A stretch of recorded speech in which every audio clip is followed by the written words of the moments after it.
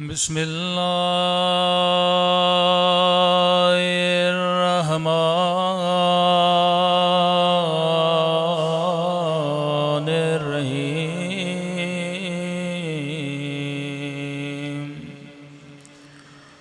अल्हम्दुलिल्लाहि रब्बिल आलमीन। अल्हम्दुलिल्लाहि कमा हुवा अहलो। अस्सलातु वस्सलामु अला सय्यदिल मुरसलीन व खातमिन नबिय्यीन अबिल क़ासिम मुहम्मद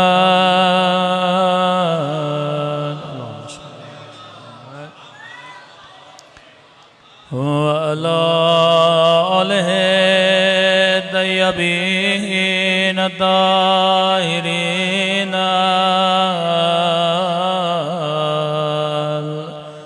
मासूमीन। सब मिल के अपने मौला के ज़हूर की दुआ। अल्लाहुम्मा कुल्ले वलीका हुज्जत इब्ने हसन सलवातुका अलैहि व अला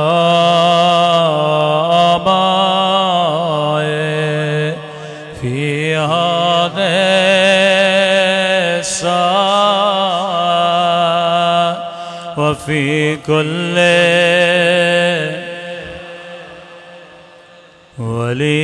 वलियान वाफ़िदा वक़ाइदान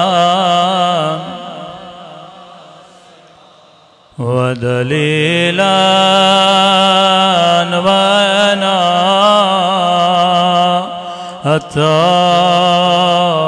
तुस्किनो अर्ज़का तवा व तुमत्तअहु फ़ीहा तवीला बिरहमतिका या अरहमर राहिमीन। सल्लल्लाहु अलैहि वसल्लम।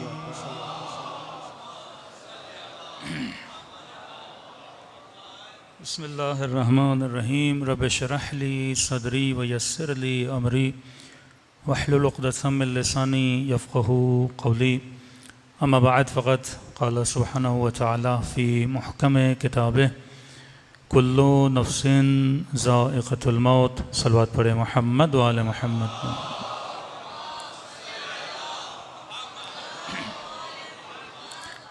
दुआ है परवरदिगार आलम हम सब की इबादतों को अपनी बारगाह में कबूल फ़रमाए और जिस मकसद ज़िंदगी की ख़ातिर ये मजालिस रखी जाती हैं खुदा उन मकासद में भी हम सब को कामयाबियाँ नसीब फ़रमा दे।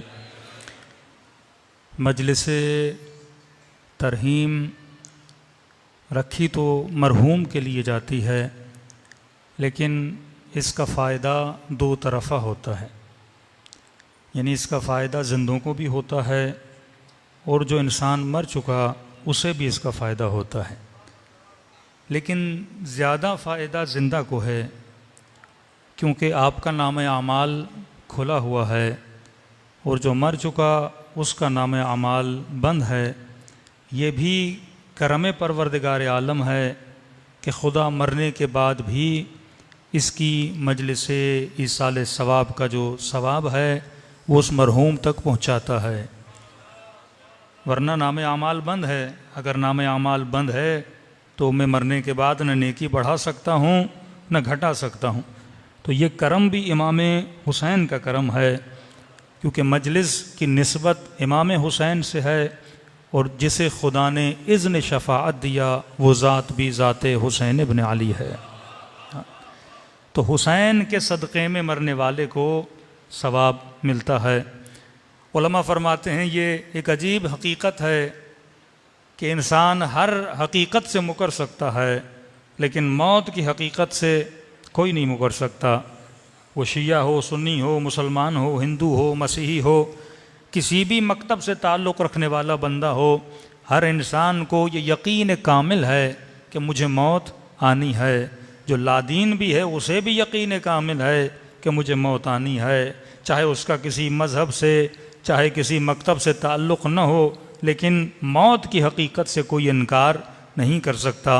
अब कहा कि जो हकीकत इतनी आया है, जो हकीकत इतनी बारिज़ है, जो हकीकत इतनी मुहकम है कि हर किसी से आप एक सवाल करें कि मौत आनी है, जवाब एक ही मिलेगा कि मौत आनी है।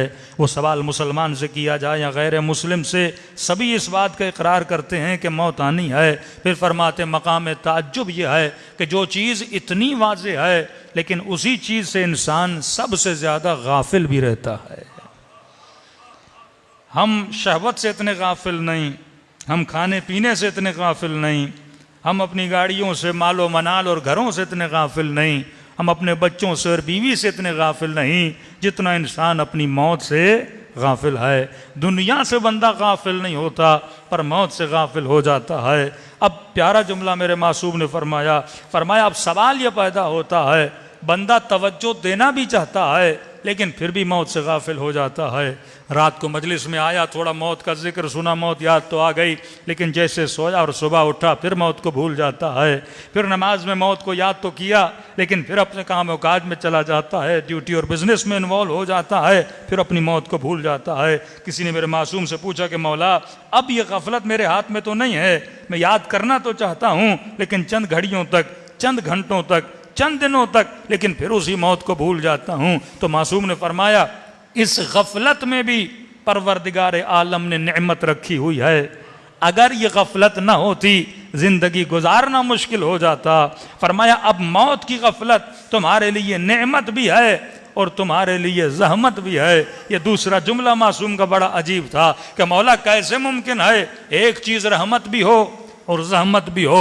फरमाया नेमत इस एतबार से है कि मसलन अगर 24 घंटा कोई बंदा मौत को याद करता रहे तो ज़िंदगी गुजारना उसके लिए मुश्किल हो जाएगी। मसलन खुदा न खास्ता किसी को डॉक्टर बोल दे कि आपको कैंसर है और आप 6 महीने में, 2 महीने में, 2 हफ्ते में दुनिया से चले जाएंगे। अब जिसे ये यकीन कामिल हो जाए कि मैं 2 हफ्ते में दुनिया से चला जाऊँगा, अब 5 मिनट के लिए तसव्वुर करिए, क्या इसका दिल अपने कारोबार में लगेगा, क्या इसके दिल अपने घर में लगेगा, क्या ये 5 मिनट टीवी पे बैठेगा, क्या ये 4 मिनट अपने दोस्तों के साथ बैठेगा, यानी पूरी जिंदगी इसकी एक कमरे में बंद हो जाएगी। ये 24 घंटा या मुसल्ले पर बैठेगा या गिरिया करता रहेगा या सुन्ना उम्मीदी में चला जाएगा, अरे मैं तो दुनिया से जाने वाला हूं। तो मासूम फरमाते हैं अगर खुदा अहले दुनिया को, अहले मारिफत की बात नहीं कर रहा, अहले दुनिया को अगर गफलत न देता ये कभी भी अपनी दुनिया के कामों में मशगूल न हो पाते। अब कहा मौला फिर वो कौन सी गफलत है जो बाइस नेमत है? का अगर ये गफलत थोड़ी देर तक रहे तो नेमत है, लेकिन अगर हमेशा के लिए रहे तो जहमत है। तो उसी गफलत हमेशगी को तोड़ने के लिए फर्श अज़ा पर हुसैन की मजलिस का बंदोबस्त किया गया।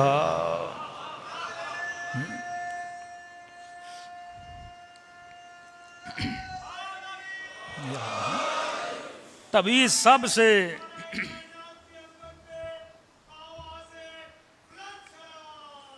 अल्लाहुम्मा सल्ली अला मुहम्मद।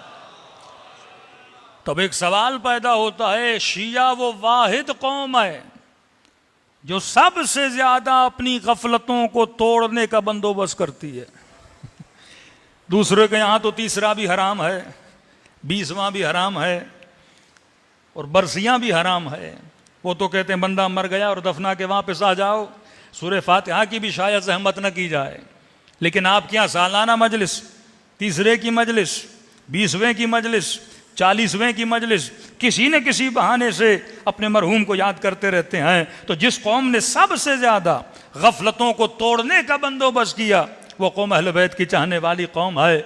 अब मकाम यास बोलें मकाम इज़्दाद बोलें कि इंसान इतनी ज़्यादा मजलिसें रखे गफलत को तोड़ने के लिए, और खुदा न करे अगर वो कौम सबसे ज़्यादा गाफिल रहे तो खुदा का सवाल और जवाब भी उसी कौम से सबसे ज़्यादा होगा। वो बंदा बोलेगा खुदाया तूने मेरी गफलत के तोड़ने का इतना बंदोबस्त नहीं किया, क्योंकि मुफ्ती ने बोलना यहाँ भी जाना हराम है वहाँ भी जाना हराम है, तो वो सारा दिन यहाँ ऑफिस में रहा, पूरा साल यहाँ घूमने फिरने में रहा या अपनी मोबाइल में मगन रहा। लेकिन जिस कौम को बार बार फर्श अज़ा पे बुलाया गया, यह फर्श अज़ा पे बुलाना बताता है कि तुझे इसलिए बुलाया जाता है ताकि तू अपनी गफलतों को तोड़ दे, ताकि उस गफलत को तोड़ दे। अब मेरे मासूम फरमाते हैं कि मौला ये गफलत अगर हमेशा वाली हो जाए, मजलिस तो महीने में एक बार, मजलिस तो 2 महीने में एक बार, मजलिस तो चलो साल में 2 महीना हो जाएगी, मौला ये गफलत तो दायमी है, ये गफलत तो रोजाना आती है। बंदा सुबह उठता है तो गाफिल है, दोपहर को जाए तो गाफिल है, शाम को दोस्तों के साथ बैठे तो गाफिल है। तो फरमाया इसी गफलत दायमी को तोड़ने के लिए खुदा ने 5 वक्त तेरे ऊपर नमाज को वाजिब किया कि जब सुबह नींद से उठता है वो तुझे मुसल्ले इबादत पर बुलाता है, कहे मेरे बंदे मुसल्ले इबादत पर आ और 2 सजदगाह पे करके मुझे ये बता कि खुदा इसी मिट्टी से बनाया है और इसी मिट्टी में मिल जाना है। अब बंदा सुबह की 2 रकत नमाज पढ़ के फिर कारोबार में मगन हो गया। अब फिर दोपहर की अदान आई कि हैया अलस सलाह, हैया अलल फलाह, हैया अला खैरिल अमल, आजा नमाज की तरफ, आजा कामयाबी की तरफ, आजा बेहतरीन अमल की तरफ। ये नमाज पे अल्लाह का बुलावा क्या है? ये सोए हुए लोगों के ज़मीरों को बेदार करने की आवाज़ है कि आजा मुसल्ले इबादत पर। तो नमाज का फ़लसफ़ा भी यही है कि नमाज इसलिए बनाई गई ताकि इंसान खुद को गफलतों से बेदार करके और अल्लाह की दरबार में आए, और हमेशा ये बात जहन में रखे कि मैं दुनिया में हमेशा के लिए रहने के लिए नहीं आया, एक न एक दिन मुझे दुनिया से जाना है। सलवात पढ़े मोहम्मद व आले मोहम्मद।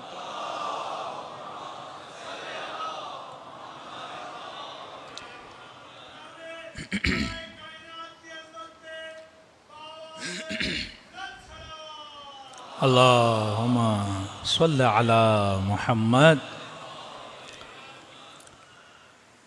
मौत एक ऐसा टॉपिक है कि अक्सर मौत का टॉपिक तभी डिस्कस होता है जब कोई मोमिन मर जाए या मजलिस तरहीम हो। बहुत कम होता है कि अशरे ऊला में मौत का जिक्र किया जाए, क्योंकि अक्सर लोग या मौत से डरते हैं या एक पॉइंट यह आता है कि मौलाना अगर मौत का जिक्र करेंगे तो ये जवान जो इतना एनर्जेटिक है, सुबह से शाम तक मेहनत और जहमत में मशगूल है, और आप अभी से ऐसे मौत और मौत सुनाएंगे तो इसकी एनर्जी तो सारी ख़त्म हो जाएगी, ये बंदा तो डिप्रेस हो जाएगा, ये तो अफसरदा हो जाएगा, कहीं ये डिप्रेशन और एंजाइटी का शिकार न हो जाए। जवानी तो घूमने फिरने की है। मौलाना मौत का जिक्र करना है तो 40 साल के बाद, 50 साल के बाद, जैसे ऐसे डिग्री मिली हुई है कैसे मरना 40 के बाद है या 50 के बाद है। अभी जिस जवान का हम फातिहा करवा रहे हैं सयूम, वो जवान ही था ना जो दुनिया से चला गया। ये गारंटी किसे पता है कि भाई 50 साल के बाद मौत आएगी? ये गलत कॉन्सेप्ट के मौत को याद करने से इंसान डिप्रेशन में चला जाता है। डिप्रेशन में वो जाए जिसने मौत की हकीकत को समझाना हो।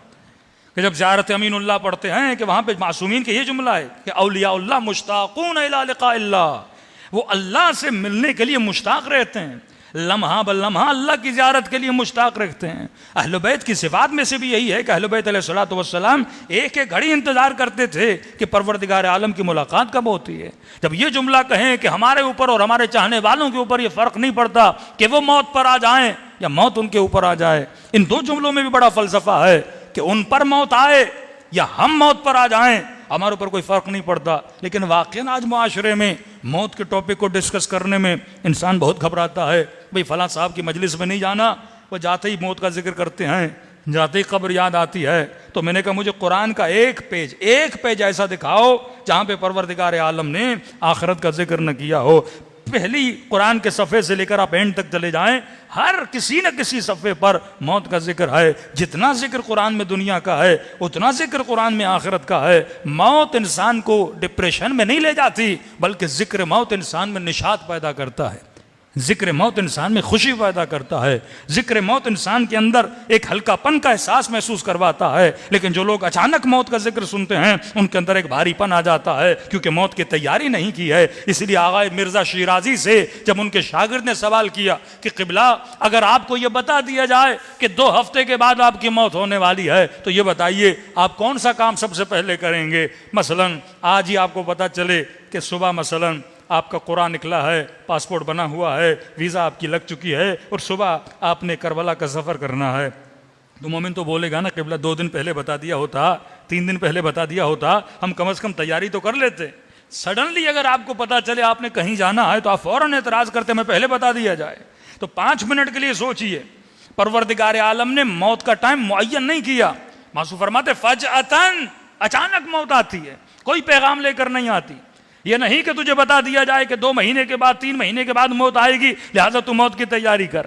अब क्योंकि हमारा जहन ऐसा बन चुका है, आगे मिर्ज़ा शिराजी से कहा क़िबला, अगर आपको पता चले 3 हफ्ते के बाद मौत आने वाली है, 2 हफ्ते के बाद मौत आने वाली है, तो आप क्या करेंगे?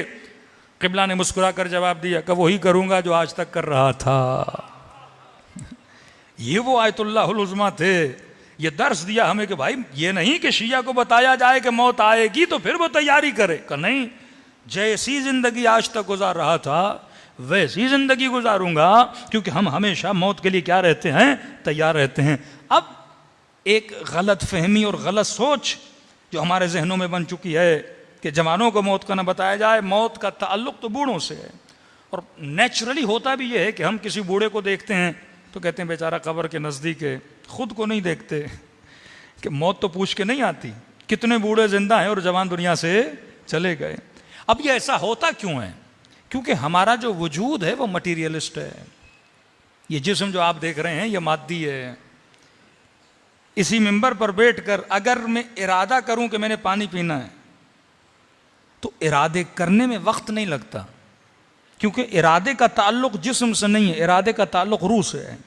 रूह मुजर्रद है और रूह न टाइम की पाबंद है न वक्त की पाबंद है, उसमें तदरीज नहीं है कि स्टेप बाय स्टेप कोई काम किया जाए। मसलन बारिश बरसने से पहले उसके आने की निशानियां होती हैं। बादल आसमान पर आते हैं, काले बादल आ जाते हैं, हवाएं चलती हैं, बंदा अंदाज़ा लगाता है कि बारिश होने वाली है। मौत के आने से पहले कोई बादल नहीं आते, मौत के आने से पहले कोई निशानियां नहीं आती, क्योंकि मौत का जो अमल है वो मादी अमल नहीं है। मौत का अमल एक रूहानी अमल है। जिस तरह मैं पानी पीने का इरादा करता हूं उसमें वक्त नहीं लगता, लेकिन इरादा करने के बाद जब पानी पीना चाहता हूं तो उसमें बड़ा वक्त लगेगा। हाथ आगे बढ़ेगा, गिलास को थामेगा, गिलास को उठाएगा, गिलास होंठों तक आएगा, पानी शिकम में जाएगा। ये सारा एक टाइम पीरियड लेता है। क्यों लेता है? क्योंकि पानी पीना जिस्म ने है, और जिस्म क्योंकि मादी है, मादा किसी भी काम को करने के लिए टाइम का पाबंद है, मादा किसी भी काम को करने के लिए प्रोसेस का पाबंद है। कभी भी बारिश अचानक नहीं आती, एक कंप्लीट प्रोसेस होता है। उसके बाद बादल उठते हैं, समंदर से भाप उठती है, वो पानी बनता है, ऊपर कोई प्रोसेस होता है, हवाएं बादलों को लाती हैं, फिर जाके बारिश बरसती है। लेकिन मौत के आने के लिए खुदा किसी प्रोसेस को करने का लाजिमंद नहीं है। क्यों? क्योंकि मौत एक मुजर्रद आलम है और मौत आनी रूह को है, जिस्म को नहीं आनी। जिस्म तो वैसा ही मादा है जैसे अभी जिंदा है, रूह निकलेगी, जिस्म तो वैसे मिट्टी में मिल जाएगा। तो मौसूम फरमाते हैं मौत फजअतन अचानक आती है।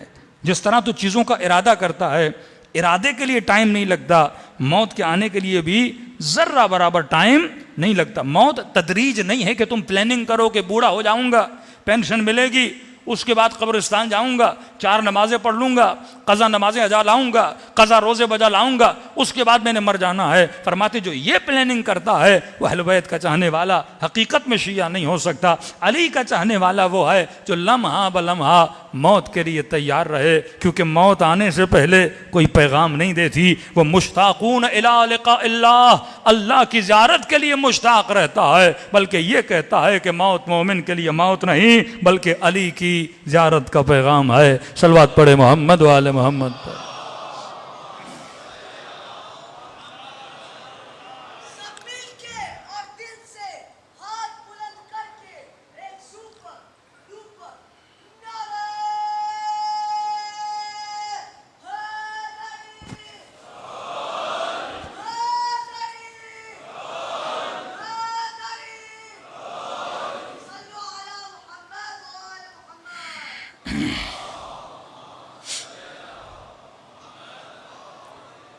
उसूल काफ़ी की रिवायत है, मासूम फरमाते हैं कि जब मरने वाले की रूह निकलेगी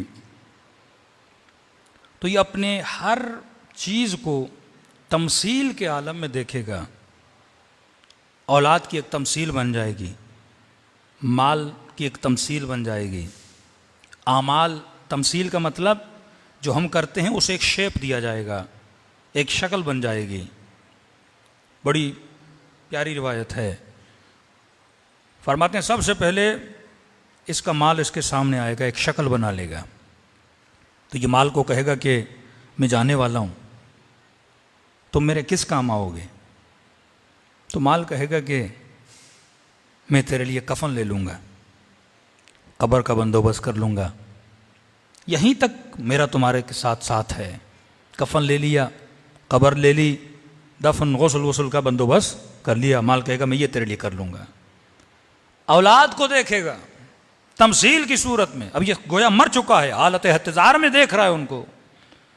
औलाद से कहेगा तुम मेरे लिए क्या लाए हो, किस काम आओगे, मैं दुनिया से जा रहा हूं।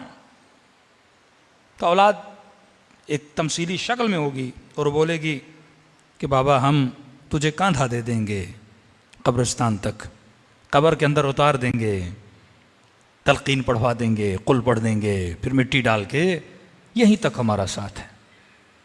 अब मासूम फरमाते हैं आखिर में अमाल की तमसील को देखेगा, जो इसने अमल किया है वो भी एक शक्ल बन के आएगी। अमाल को कहेगा कि तुम मेरे लिए क्या लेकर आए हो? तो अमाल कहेंगे कि तूने दुनिया में हमारी तरफ तवज्जो नहीं की थी, तू हमसे गाफिल रहा, तेरी तवज्जो माल की तरफ रही, तेरी तवज्जो औलाद की तरफ रही, माल ने कफन लेकर दिया, औलाद तुझे कब्र तक छोड़ के चली गई। अब ये बोलेंगे जो अमाल कहते तुमने हमारी तरफ तवज्जो नहीं दी थी, लेकिन हम जब तक तू आलम बरज़ख में है तेरा साथ छोड़ेंगे कभी नहीं छोड़ेंगे। अब मासूम फरमाते ये अमाल खूबसूरत तरीन इंसानों की शक्ल में बन के आएंगे, जिनके वजूद से इतनी खुशबू आएगी। अब कहते हैं इसने दुनिया में जो भी अमल किया है वो अमल मुजस्सम होकर इसके पास आएगा। और उसी के ज़ैल में रसूल खुदा की हदीस है कि रसूल एक जवान के जनाजे पर जाते हैं। अब ये रसूल करीम है, मासूम इमाम है, मासूम नबी हैं, जब इस जवान के जनाजे पर आते हैं और ऐसे कहते हैं कि पढ़, तलकीन पढ़, अशहदु अल्ला इलाहा इल्लल्लाह व अशहदु अन्ना मुहम्मदन रसूलुल्लाह। असहाब कहते हैं गोया इस जवान की जबान पे कुफ्र लग चुका था। नबी कह रहा है पढ़ो, पर यह पढ़ नहीं पा रहा। नबी कहते कलमा दोहरा, लेकिन यह दोहरा नहीं पाता। कहते हैं फौरन रसूल खुदा ने इसकी मां को देखा, कहा कि खातून क्या बेटे से नाराज हो? कहते हाँ या रसूल अल्लाह, 7 साल से इससे नाराज हूं, बदतमीज था, दिल भरा हुआ है मेरा इससे। नबी ने फरमाया नाराजगी दुनिया में, अब ये वक्त सकरात है, ये वक्त नाराजगी का वक्त नहीं है। देख नहीं रही हो मैं मुस्तफ़ा कलमा पढ़ने को बोलता हूं, लेकिन उसकी जबान पर ताला लगा हुआ है, कलमा नहीं पढ़ पा रहा तेरी नाराजगी की वजह से। कहती हैं इससे राजी हो जा, अल्लाह की दरबार में इसके लिए मगफरत की दुआ कर। कहती मां राजी हुई। अब उस जवान ने कलमा पढ़ना शुरू किया। नबी ने कहा जवान क्या देख रहे हो? कहता या रसूल अल्लाह एक काले रंग में शख्स है, बेइंतहा बदबू आ रही है, सांस लेना मेरे लिए मुश्किल है। फिर नबी ने उसे कुछ मदह इलाही के कलमा सिखाए कि वो खुदा जो बंदे का कलील भी कबूल करता है और बंदे को कसीर अता करता है। कई कलमा दोहरा, कहता है दोहराने लगा, कहने लगा या रसूलल्लाह अब वो बदशक्ल बंदा जा चुका है। अब क्या देख रहे हो? का एक खूबसूरत हसीन बंदा मेरे सामने खड़ा है कि दिल कर रहा है उसे देखता ही रहूं। हज़रत इब्राहीम से मनक़ूल फरमाते हैं अगर खुदा जनाब मलकुल मौत का हुस्न, जो उसका हकीकी हुस्न है जो मोमिनों के ऊपर ज़ाहिर होगा, अगर अहले दुनिया पे ज़ाहिर कर दे, अहले दुनिया की रूहें परवाज हो जाएं। इश्क खुदा तो दूर की बात है, फरमाते खुद मलकुल मौत इतना हसीन है कि बंदा उसके हुस्न को देखकर उसका आशिक बन जाता है, इतना हसीन है। तभी फरमाया कि अहले जन्नत की निशानियां जब अहले बैत बताते हैं, किसी ने कहा मौलाना आखिरत की मोहब्बत करनी हो तो इस मोहब्बत को कैसे बढ़ाएं? मैंने कहा सूरह रहमान पढ़ो, क्योंकि हमारा वजूद इतना मादी है और सूरह रहमान में अल्लाह ने कंप्लीटली ज्यादा मिसालें मादी दी हैं। दूध की नहरें होंगी, शहद की नहरें होंगी, हूरें होंगी, खेमे लगे होंगे, गिलमान होंगे, हाँ सारी आपकी खिदमत पे लगे होंगे। लेकिन अमीरुल मोमिनीन फरमाते कि उसी जन्नत में जहां हूरे और गिलमा होंगी, फरमाए मोमिनीन इतने आशिक परवरदिगार आलम होंगे, इतने आशिक हुस्न परवरदिगार आलम होंगे कि हूरें इंतजार में खड़ी होंगी बंदा हमें देखे, लेकिन उसे दीदार खुदा से ही फुर्सत नहीं मिलेगी। हाँ? ये इश्क इस मोमिन के दिल में होगा। तो जब तक हम मुश्ताकून इला लिका अल्लाह की मंजिल पे नहीं आते, जब तक ये इश्तियाक हमारे कुलूब में पैदा नहीं होता, तब तक बंदा मौत से मोहब्बत नहीं करता। इन ज़अमतुम अन्नकुम औलियाउल्लाह मिन दूनिन्नास फतमन्नवल मौत इन कुंतुम सादिकीन। यहूदियों को कहा, आयत आम्मा भी है कि अगर तुम ये समझते हो कि अल्लाह के वली हो तो मौत की तमन्ना करो, अगर तुम सच्चे हो तो मौत की तमन्ना करो। और तारीख गवाह है मौत से जितना इश्क अली और आले अली ने किया किसी ने नहीं किया। बारहा दुश्मन को ये बोलते थे कि तुम हमें मौत से डराते हो, अरे नहनु मुश्ताकून इला लिका अल्लाह, हम तो अल्लाह की मुलाकात के लिए मुश्ताक रहते हैं। तभी फर्म अमीरुल मोमिनीन के जुमले हैं कि वल्लाहि लइब्नु अबी तालिबिन अनस बिल मौत मिन अत्तिफ्ल बिसदियुम्मिही, कि खुदा की कसम अली को मौत से इतनी मोहब्बत है, इतनी मोहब्बत है जितनी छोटा बच्चा अपनी माँ के दूध से मोहब्बत करता है। मिसाल पे गौर कीजिए, इला सदी उम्मिही, तर्जुमा हम दूध का करते हैं, लेकिन जितनी रग़बत बच्चा माँ के सीने की तरफ रखता है, बच्चा जब पैदा होता है उसका सब कुछ माँ का सीना होता है, वो हमेशा माँ के सीने से लिपटा हुआ रहना चाहता है क्योंकि उसकी खुराक माँ के सीने से है। फरमाया इस तरह हम अहले बैत मौत का इश्क रखते हैं। दो निशानियाँ और बताई, फरमाया अहले दुनिया हरीसुन इला दुनिया, ये निशानी मोमिन की और निशानी गैर मोमिन की। जो गैर मोमिन है वह दुनिया की तरफ हरीस रहता है। हिर्स किस तरह? मसलन आपके अकाउंट में 20 लाख आ जाएं तो मोमिन को अगर कोई बोले कि इनफ है, बोलेगा नहीं मौलाना 10 और भी आ जाएं अच्छा हो जाएगा। अच्छा 10 और भी डाल दिए जाएं, एक हफ्ते के बाद पूछो इनफ है, कहेगा नहीं 20 और भी आ जाएं। हरीसुन इला दुनिया, हिर्स रखता है। पहले दुआएं मांगता है खुदा एक बेटा दे, एक बेटा दे दिया, फिर कहता है दूसरा दे। पहले दुआएं करता है 100 गज का प्लॉट मिल जाए, मिल जाता है, हिर्स और है, कहता नहीं 500 गज का मिल जाए।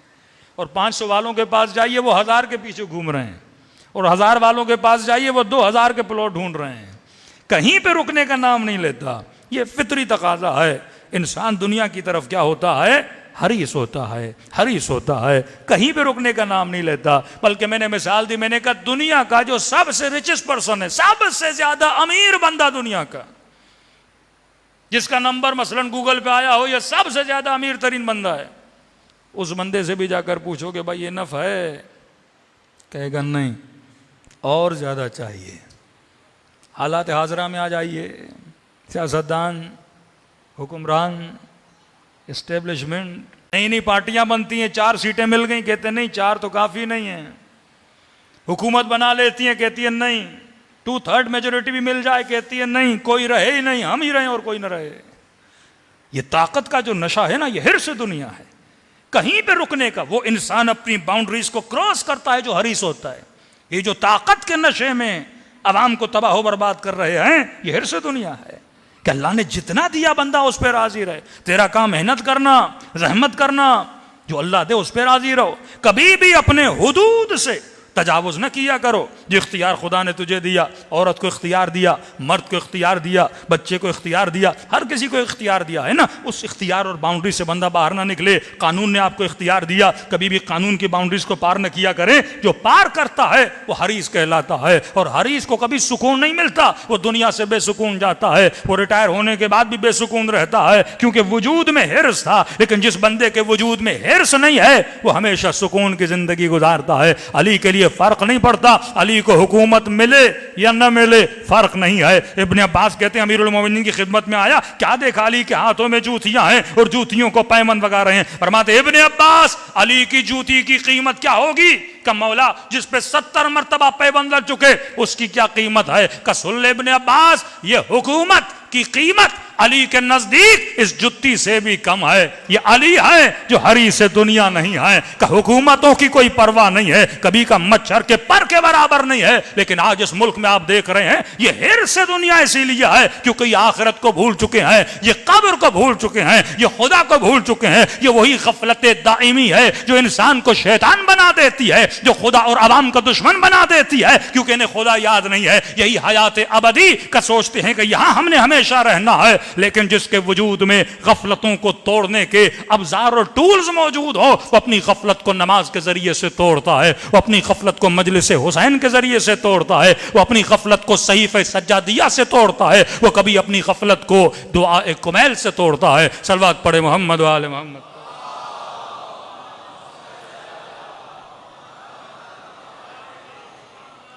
बार दीगर सलवात पढ़े मोहम्मद वाले मोहम्मद। तो दुनियादार बंदे की निशानी वो हरीस होता है दुनिया में। हिर्स अगर न हो तो बंदा कमाने न जाए, ये भी एक हकीकत है।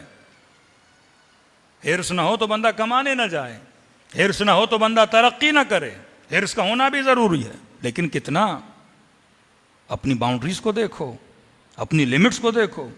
तुझे ये भी नहीं पता तू 20 साल रहेगा या 60 साल रहेगा। दुनिया की प्लानिंग करो, लेकिन जब मुसल्ले इबादत पर जाओ तो अपने हिर्स को तोड़ो। अब फरमाते हैं ये हिर्स दुनियादार बंदों में अनलिमिटेड होता है, अनलिमिटेड नहीं होना चाहिए। मौला मोमिन फरमाए मोमिन हरीस होता है बरअक्स आखिरत के लिए। यहां हिर्स है दुनिया, मोमिन में हिर्स है आखिरत। कैसे? का जैसे उसको बोला कि 20 लाख काफ़ी है, का नहीं और भी चाहिए। का मोमिन जितनी भी इबादत करता है अपनी इबादत पे ये नहीं बोलता कि इनफ, हरीस रहता है, कहते और ज़्यादा करता। और अब मुझे नहीं पता, कुछ लोगों ने इस एहसास को महसूस किया होगा जब आप करबला गए हों। बंदा 1 घंटा 2 घंटा मौला की ज़ियारत, बदन थक जाता है, कहते थोड़ा जाके होटल पे आराम कर लूं, लेकिन अंदर राजी नहीं होता। हिर्स बुझने का नाम ही नहीं लेता। कहता बदन में अगर तवानाई हो, ताकत हो, 10 दिन बैठा रहूं और हुसैन की जरी को देखता रहूं। ये हिर्स। अब मैं मक्के मदीने नहीं गया, लेकिन वहां के लिए भी मोमिनीन बताते हैं, कहते काबतुल्लाह को देखने के बाद दिल ही नहीं करता वहां से उठने का। जन्नतुल बकी को देखने के बाद दिल ही नहीं करता वहां से उठने को। ये वो हिर्स है कि बंदा कहे कि ये चीज़ ख़त्म ही ना हो। और कभी कभी ये एहसास इबादत में भी आता है। बंदा जब नमाज पढ़ता है तो एक ऐसी कैफियत पैदा हो जाती है, कहता है ये ख़त्म ही ना हो, ज़िक्र खुदा ख़त्म ही ना हो, पढ़ता रहूँ। फरमाते ये हिर्स जो मोमिन है वो आखिरत के लिए हरीस होता है। अब वो सैयदा ज़ैनब सलामुल्लाह अलैहा जो ये बोलें कि दुआए अरफा जब इमाम हुसैन पढ़ रहे थे, किस शौक़ से, किस इश्तियाक़ से। मोमिनीन को हमेशा कहता हूँ दुआओं को कुरान अरबी में पढ़ो, लेकिन दुआओं को उर्दू में पढ़ा करो, क्योंकि 1-1.5 घंटा दुआ पढ़ लो समझ ही ना आए। हाँ, कम से कम 1-2 बार उर्दू पढ़ो ताकि समझ तो आए तुम खुदा से बातें क्या कर रहे हो, दुआ कुमैल समझ तो आए अल्लाह से कलाम क्या कर रहे हो। किस इश्तियाक़ से हम बैठ के पढ़ते हैं, घुटनों में तकलीफ हो जाती है, बैठ के पढ़ते हैं बदन थक जाता है। और सैयदा ज़ैनब कहती हैं पूरी दुआ इमाम हुसैन ने खड़े होकर पढ़ी है, पूरी दुआ। और आखिर में जब उस दुआ अरफा में जुमला आता है ना, या रब या रब या रब, फरमाती उस इश्क से अपने खुदा को हुसैन बुला रहे थे और इतनी मर्तबा हुसैन ने या रब कहा कि कह कह कर गश खा के ज़मीं पे गिर जाते थे। ये इश्क कहाँ है आज? खुदा का ये इश्क, ये मोहब्बत खुदा, ये तैयारी अपनी आखिरत की, कैसे पता कब बदन से रूह निकल जाएगी। फरमा ये इश्तियाक जब मोमिन के अंदर आता है, मोमिन हल्का हो जाता है। अब टेंशन क्या होता है, परेशानी क्या होती है, उसका वजूद हल्का हो जाता है। वो तरसता है कि वो वक्त कब आए कि अल्लाह की दरबार में जाके अल्लाह को सजदा करे। तभी मोमिनीन को कहता हूँ वो इमाम हुसैन जिनकी नमाज कामिल, जिनका जिक्र कामिल, जिनकी मोहब्बत खुदा कामिल। ऐसा तो नहीं, ये तो हमारे लिए है ना कि हमें पता चले हम बीमार हो गए, डॉक्टर का अब उम्मीद नहीं है आपके बचने की, तो हम घर में मुसल्ला बिछा देते हैं। या अभी भी बीमार होते हैं तो क्या करते हैं, अल्लाह से राज़ो नियाज करने को बैठ जाते हैं कि खुदा मैंने इतनी इबादत नहीं की, नमाजें नहीं पढ़ी, लिहाजा ज़िंदगी का आखिरी वक्त है, ज़्यादा इबादत कर लो, नमाज पढ़ लो। इमाम हुसैन के लिए तो ये माजरा था ही नहीं ना। वह मौला हुसैन जिनकी कोई रात ऐसी नहीं जो जिक्र खुदा से खाली हुई हो, हर रात जिक्र खुदा में मशगूल, हर रात मुसल्ले इबादत पर, तहज्जुद में, ज़बान पर हमेशा जिक्र। लेकिन हिर से आखिरत, तमन्ना महबूब इतनी के कहा कि अब्बास एक रात की मोहलत मांगो। वाकई ये मकाम फिक्र है। ये तो हम जैसे लोग हों, पता चले दुनिया से जाने वाले हैं, कि भाई थोड़ी मोहलत दे दो, हम अल्लाह की इबादत कर दें। बच्चों को बोलो कमरे से चले जाओ, मैं अल्लाह से बातें करना चाहता हूँ, दुनिया से जाने वाला हूँ। लेकिन हुसैन इब्न अली जिनकी जिंदगी का लम्हा लम्हा जिक्र खुदा में रहा, का बास एक रात की मोहलत। लश्कर अशकिया ने समझा कि हुसैन आखिरी रात कोई जंग की प्लानिंग करेंगे, शायद बच्चों के साथ बैठेंगे। लेकिन ये जुमले लश्कर यजीद के हैं कि लश्कर हुसैन से शब आशूर तस्बीह खुदा की आवाज ऐसे आ रही थी जैसे शहद की मक्खियां अपने छत्ते पे आवाज करती हैं। सुबूहुन कुद्दूस रब्बुल मलाइकत वर्रूह। पूरी रात मुसल्ले पे बैठे रहे, पूरी रात। ये इश्क इमाम हुसैन परवरदिगार आलम से। एक शहीद बताइए, मुस्लिम इब्न अकील, जितने भी शुहदा, तिफलान मुस्लिम, हुज्र इब्न उदय, मैसम तम्मार, अबू ज़र गफ़ारी, जिस भी सहाबी अली इब्न अबी तालिब को शहादत का पैगाम देते थे, यही कहता था मुझे 2 रकत नमाज पढ़ने दो। अरे अली के लिए जान दे रहा है, लेकिन फिर भी 2 रकत नमाज। ये वो इश्तियाक, जब तक जिंदा हैं आखिरी लम्हा भी इबादत खुदा में गुजरे, आखिरी लम्हा भी इताअत परवरदिगार आलम में गुजरे। तो इस बात पे गौर करने की ज़रूरत है कि वाक़अन हमें नहीं पता कि मौत कब आनी है। कब वो परवरदिगार आलम जो दरियाओं के अंधेरों में अपनी मखलूक को रिज़्क़ देता है। एक तो मौत, दूसरा अल्लाह पे तवक्कुल। आज माशरे में तवक्कुल की बड़ी कमी है। एक तो मौत की याद नहीं, दूसरा तवक्कुल नहीं। आलात और अवजार पे ज़्यादा तवक्कुल किया जाता है। गालिबन आगाए काफ़ी बताते हैं कि एक बहुत अमीर आदमी था, बेइंतहा अमीर। उसे इतना भी वक्त नहीं मिलता था अपने पैसों का हिसाब व किताब कर, इतनी आमदनी होती थी। कहते हैं 2-3 दिन की छुट्टी आई, ईद के दिन आए, ईद कुर्बान थी, ईद फित्र। बिन बताए घर से निकला और सीधा अपने दुकान में गया, तिजोरी खोली और पैसे वैसे गिरने लगा, हिसाब किताब करने लगा, कितना कमाया, कितना आया, कितना गया, और उसने दुकान बंद कर दी। कहते जब सारा हिसाब किताब कर लिया, देर रात का वक्त हो गया, अब दुकान से निकलना चाहता था तो ये बंदे खुदा भूल गया, चाबी तो मैं बाहर ही मैंने छोड़ दी है। अब पूरे बाजार में 3 दिन की छुट्टी, मोबाइल का ज़माना नहीं था, बच्चों को बगैर बताए आया, बच्चों को पता नहीं कि बाबा कहाँ गए। वो कभी हॉस्पिटल में, कभी शहर में, कभी यहाँ, किसी के वहम वो गुमान में भी नहीं कि बंदा दुकान में फंसा हुआ है।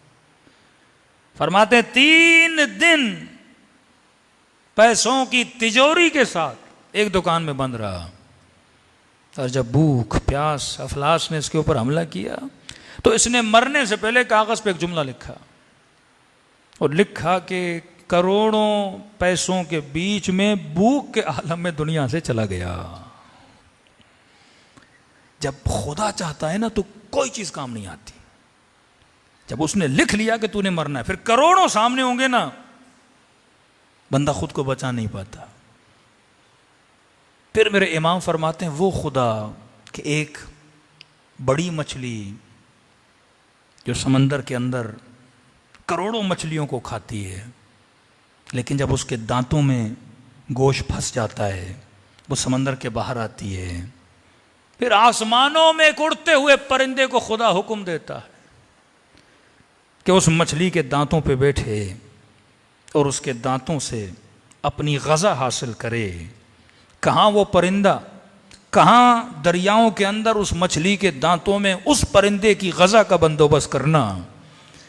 और पूछने वाले ने कहा कि मौला वो मछली जो 1000 मछलियों को खाती है वो क्या परिंदे को खाती नहीं है? कहा नहीं, खुदा ने उसको ऊपर भी चोंच दी है, नीचे भी चोंच दी है। मतलब एक तीर की तरह ऊपर भी एक नोकीली चीज़ है और नीचे भी एक नोकीली चीज़ है। अगर वो अपना मुंह बंद करे तो वो नोकीली चीज़ें उसके मुंह में फंस जाएं, लिहाजा वो भी इन चीज़ों को देखती है। तो कहा उसके मुंह में बैठ के बड़े इत्मीनान से अपना खाना खा के चली जाती है। परिंदे की शिकम अल्लाह भरता है उसके दांतों से, और उसके दांतों को शफा देता है इस परिंदे के जरिए से। ये तवक्कुल परवरदिगार आलम पे होना चाहिए कि वो खुदा जो दरियाओं में मछलियों को दे रहा है, जो परिंदों को हवा और न देने पर आए तो एक बंदा दुकान में भी मर जाता है। मन यत्तक़िल्लाह यजअल लहू मखरजन व यरज़ुक़हु मिन हैसु ला यहतसिब व मन यतवक्कल अलल्लाह फहुव हस्बुह। जो अल्लाह पे तवक्कुल करता है फिर उसका हिसाब व किताब अल्लाह पर होता है। हमारा काम है उस सफ़र आखिरत के लिए तैयारी करना, बिल्कुल ऐसे जैसे अहले बैत अलैहिस्सलातु वस्सलाम ने की। सलवात पढ़े मोहम्मद व आले मोहम्मद।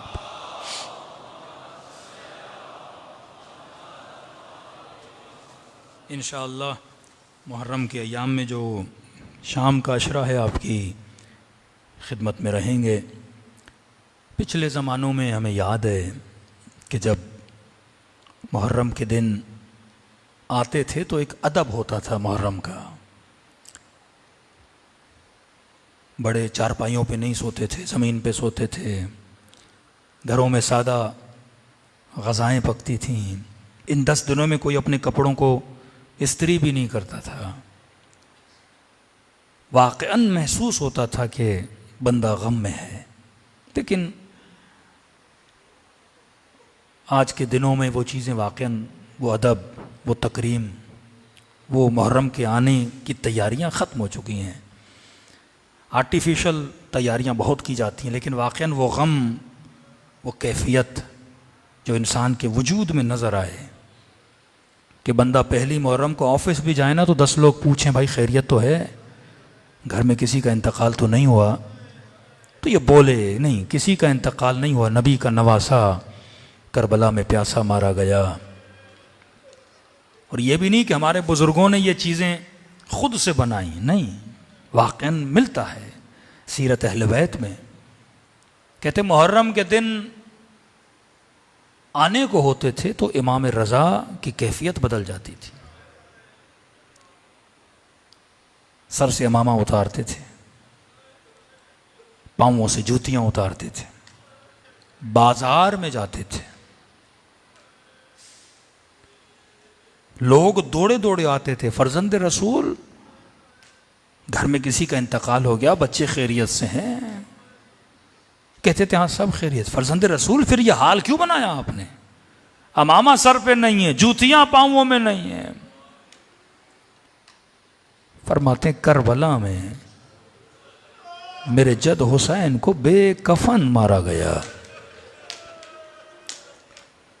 फरमाते आए शबीब के बेटे, अगर किसी पे रोना हो, दिल करे ना रोने का, आंसुओं को जाया न किया करो, माल के जाने पे न रोया करो, औलाद के जाने पे इमोशनल रोना होता है, दायमी न किया करो। अगर किसी पे रोने का दिल करे तो मेरे जद हुसैन पे रोया करो। फिर अगला जुमला बड़ा सख्त था, फरमाया ऐसे मेरे जद को मारा गया जैसे इस भेड़ को ज़बह किया जाता है।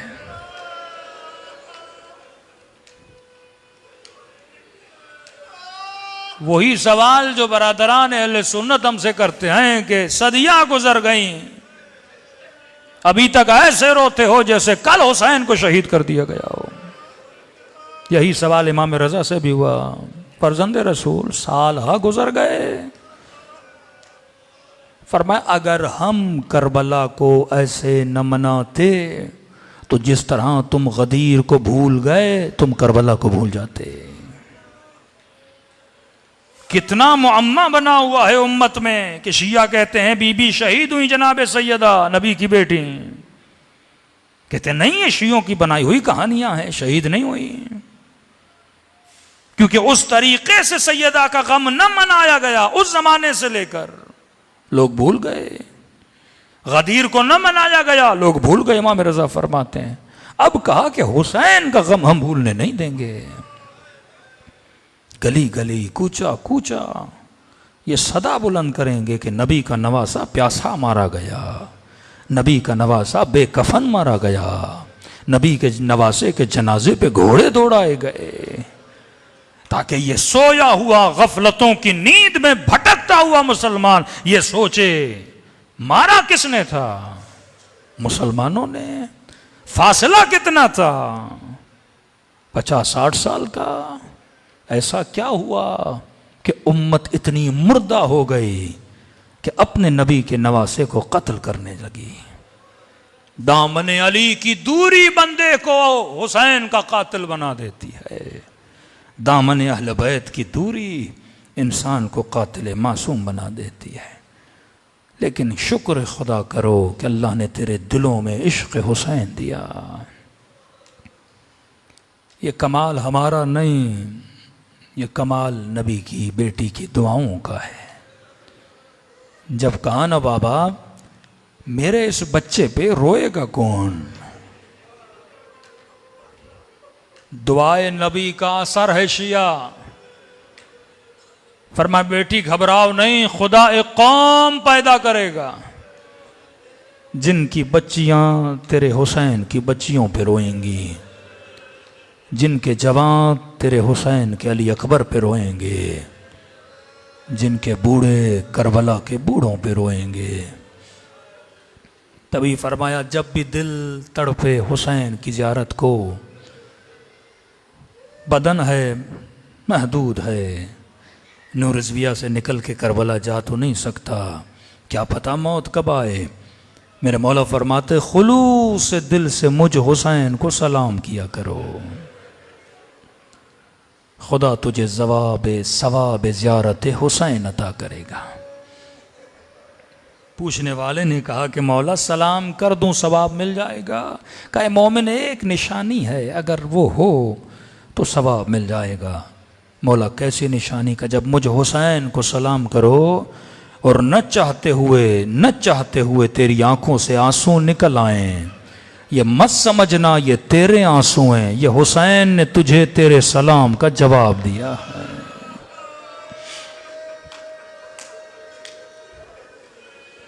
और मेरे छठे इमाम फरमाते आए मोमिन अभी जाकिर ने मसाए पढ़े नहीं, तू रोया नहीं, तू रोना चाहता है। फरमाया तुम सब के सरों के पीछे मेरी दादी जहरा खड़ी हो जाती है,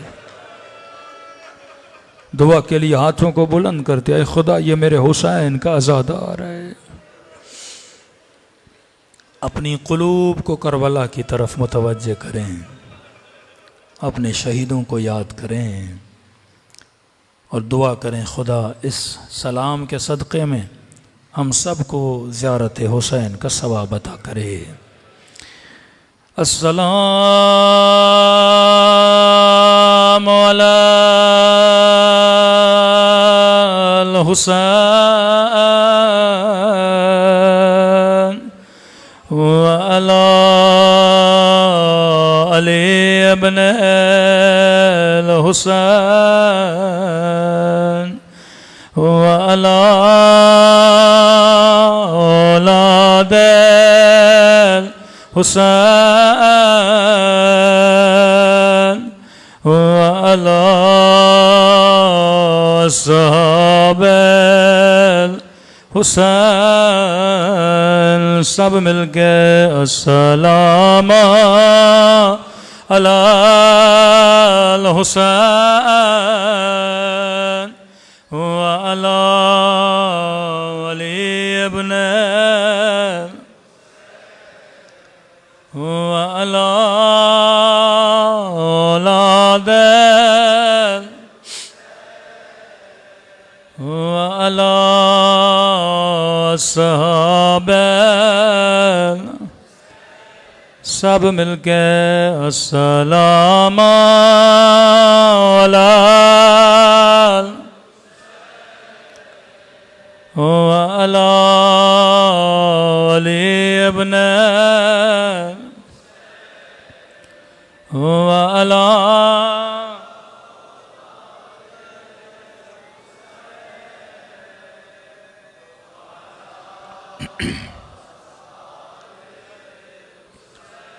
खुलूस दिल से अस्सलामु अलल व अला अली इब्न व अला औलाद व अला अस्हाब। मेरा सलाम ज़ैनब की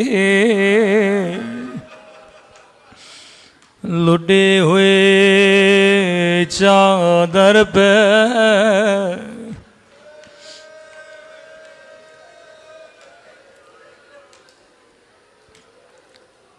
गैरतमंद कभी ज़ैनब के मसाइब चुप नहीं रहते। 40 साल खून रोते रहे,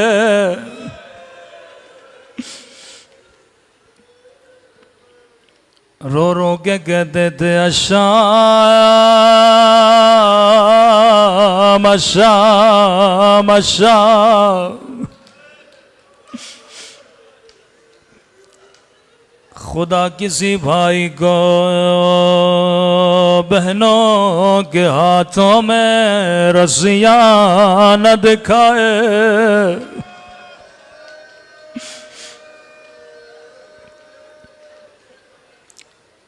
किसी मोमिन को इमाम ज़माना की ज़ियारत हुई। इमाम ने फरमाया, मोमिन जब भी आँखों में आंसू हो सबसे पहले मेरे ज़हूर की दुआ किया करो। मोमिन ने कहा, मौला खुदा को जब जब वास्ता दो, कौन सा वास्ता दो? इमाम ने फरमाया, अल्लाह दो वास्ते कभी रद्द नहीं करता। एक खुदा को मेरी पुप्पी ज़ैनब का वास्ता दिया करो, दूसरा खुदा को मेरी नन्ही सी सकीना।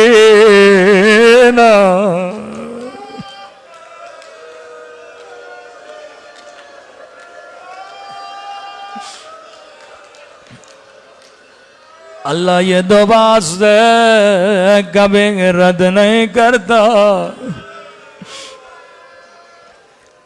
किसी मोमिन ने मेरे चौथे इमाम से कहा, मौला क्या शिमर की अपनी कोई बच्ची नहीं थे?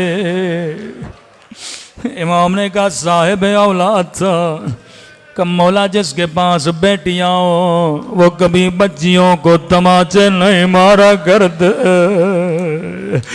इमाम ने फरमाया शिमर की दुश्मनी सकीना से नहीं थे, दुश्मनी मुझ ज़ैनुल आबिदीन से थे, दुश्मनी ज़ैनब से थे। कि अगर कोई तेरा दिल दुखाना चाहे तुझे नहीं मारेगा, तेरे सामने तेरे बच्चे को मारेगा। कि जब जब मेरा दिल दुखाना था ये मेरी नजरों के सामने सकीना को तमाचे मारता था, ज़ैनब के सामने मेरी नन्ही सी बहन को मारता था।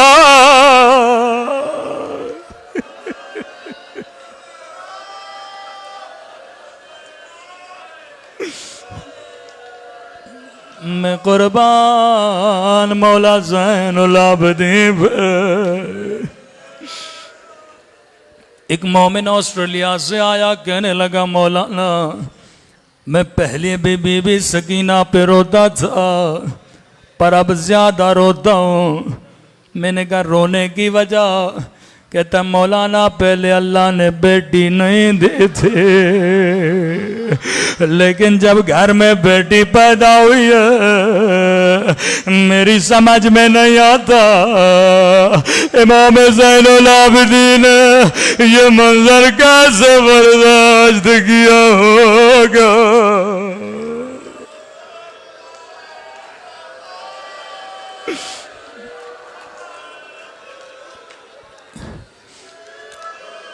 अल्लाह आप सबको नन्ही से कब्र सकीना की ज़ियारत नसीब कराए।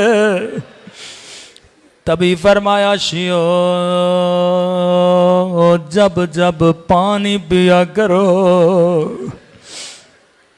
मेरी सकीना को याद किया करो। एक घूंट के लिए मेरी बच्ची को तमाचे मारे गए।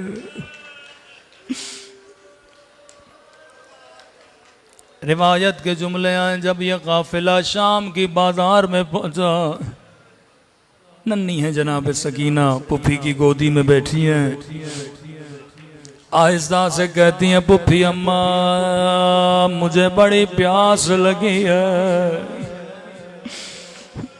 मैं कहता हूँ ऐ न्यू रिजविया वालो, अगर तुझे कहा जाए तेरे मोहल्ले में अली की बेटी आने वाली है वल्लाह कैसे इस्तकबाल करोगे, गलियों को सजाओगे, फूलों की पत्तियां बरसाओगे।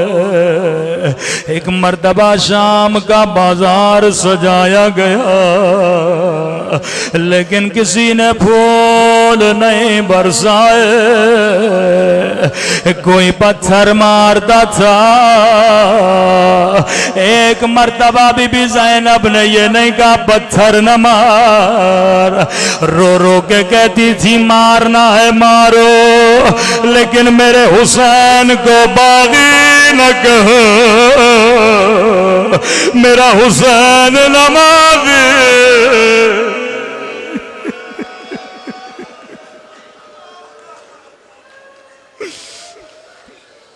इसी भीड़ में नन्ही सी सकीना धीमी सी आवाज में कहा पुप्पी अम्मा मुझे बड़ी प्यास लगी है। बीबी ज़ैनब ने कहा सकीना देख रही हो यहाँ पत्थर मारने वाले बहुत, पानी देने वाला कोई नहीं। छत पे एक मोमिना बैठी थी, आवाज सुन ली, कहने लगी ऐ मोमिना सब देख रहे हैं लेकिन तू पानी लेकर क्यों आई हो। कहती है कैदी बीबी मेरे मौला का फरमान है, अल्लाह कैदियों की दुआ कभी रद्द नहीं करता। ओ कैदी बीबी मेरी जिंदगी गुजर गई, मैंने कभी तुझ जैसे कैदी नहीं देखे। मैंने कभी तुझे जैसे मजलूम नहीं देखा। बीबी ज़ैनब ने कहा तूने सच कहा, अब बता कौन सी दुआ करूं। कहती है कैदी बीबी जब तेरी बच्ची पानी पी ले बाद में मेरे लिए दुआएं करना। बीबी ज़ैनब ने कहा सकीना पानी बाद में पीना, सकीना हम सैयद है किसी का एहसान नहीं उठाते। अब रिवायत के जुमले आए, बच्ची का सर नीचे था, दुआ के लिए सर को बुलंद किया, कहने लगी बता मोमिना कैसी दुआएं करूं। रावी कहता है जैसे मोमिना की निगाह जख्मी कानों पे पड़ गए, जख्मी रुखसारों पे पड़ गए, ये अपनी सारी दुआएं भूल गए। कहने लगी कैदी बीबी दुआ करो अल्लाह मेरी बच्ची को तेरी तरह यतीम न बनाए, अल्लाह मेरी बच्ची को तेरी तरह कैदी न बनाए।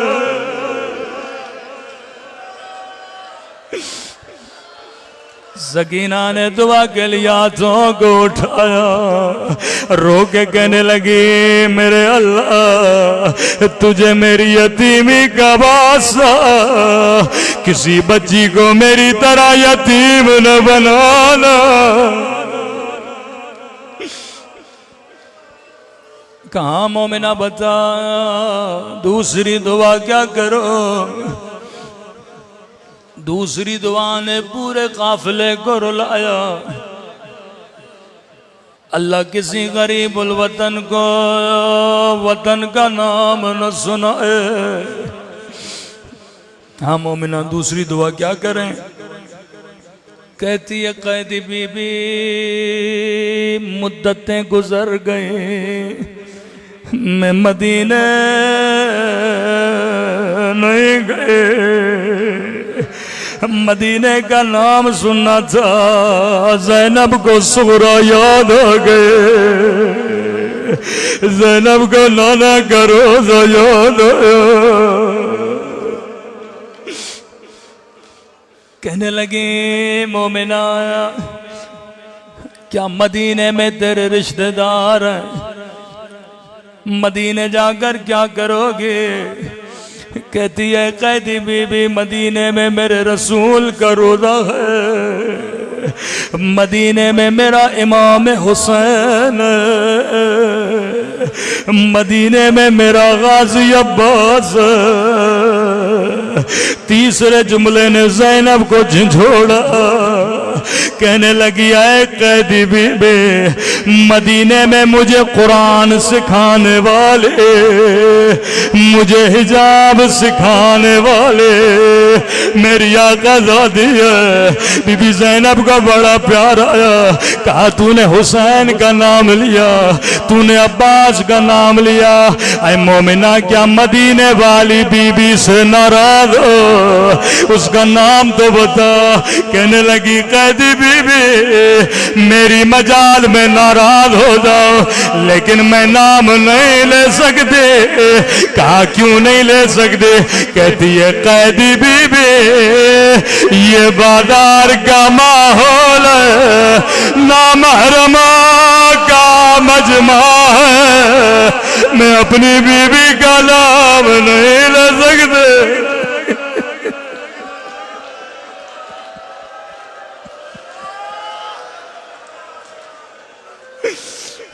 मोमिना तेरे हया पे कुर्बान। बीबी ज़ैनब ने कहा मोमिना अगर मैं दुआ करूं तेरी दुआ यही कबूल हो तो क्या कहोगे। कहती है कैदी बीबी क्या कहना चाहती हो। बीबी ने कहा अगर मदीने वाली तुझे बाजार में नजर आए तो क्या कहोगे। इतना सुनना था। मोमिना जलाल में आ गए। कहने लगी कैदी बीबी दुआ नहीं करनी लगा लेकिन मेरी बीबी को बददुआ न दे। मेरी बीबी तुझ जैसी कैदिन ने, मेरी बीबी नाम है अली की बेटी का, अब्बास की बहन का। इतना सुनना था ज़ैनब को जला लाया, अपना चेहरा उठाया, रोकेगा उम्मे हबीबा नहीं पहचाना, अना ज़ैनब अरे वो दिन गुजर गए, ओ मेरा अब्बास मारा गया, ओ मेरा हुसैन मारा गया, अरे मैं ज़ैनब उजड़ गए।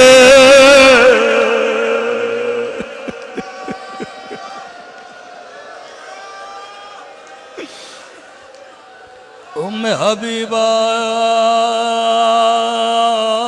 मेरा हुसैन मारा गया। रो के कहने लगी बीबी अब्बास कहाँ है? ज़ैनब ने घोड़े की गर्दन की तरफ इशारा किया, गर्दन से एक गर्दन बंधी थे। रोकेगा बीबी ये किसका सर? कहा ये मेरे अब्बास का सर। बीबी सब सरनों के नज़ाब ये घोड़े की गर्दन में क्यों? कहा ये भी नोक पे था, लेकिन जब मेरे खुले सर पे निगाह पड़ी ये जमीन पे गिर जाता था।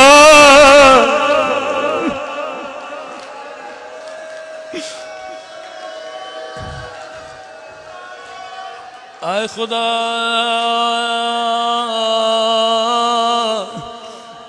तुझे बाबुल हवाए गाजी अब्बास का वास्ता हमारे मौला और आका इमाम ज़माना का ज़हूर फरमा दे। हम सब के सगीरा कबीरा गुनाह माफ़ फरमा। बानियान मजलिस के मरहूमीन के दर्जात को बुलंद फरमा। परवरदिगारा इस ममलिकत खुदादाद पाकिस्तान से जुल्म और जालिमों का खात्मा फरमा। अगर ये हिदायत के काबिल नहीं इन्हें नीस्त व नाबूद फरमा। ऐ खुदा हमें आदिल हुक्मरान अता फरमा। इस कौम व मिल्लत में शऊर अता फरमा। इनके वजूद को बेदार फरमा। अपने हक के लिए आवाज़ उठाने की जुर्रत अता फरमा। हम सबको आक़िबत में खैरी नसीब फरमा। क़ब्र क़यामत में इमाम हुसैन की शफ़ाअत नसीब फरमा। इन गुनहगार आँखों को इमाम ज़माना की ज़ियारत नसीब फरमा। जो मांगा नहीं मांगा अपने ख़ज़ाने क़ुदरत से नसीब फरमा। हम सब के घरों पे अपनी रहमतों को बरकतों को नाजिल फरमा। हर तरह की नज़र बदो परेशानियों से महफूज फरमा। रब्बना तक़ब्बल मिन्ना इन्नका अंतस समीउल अलीम।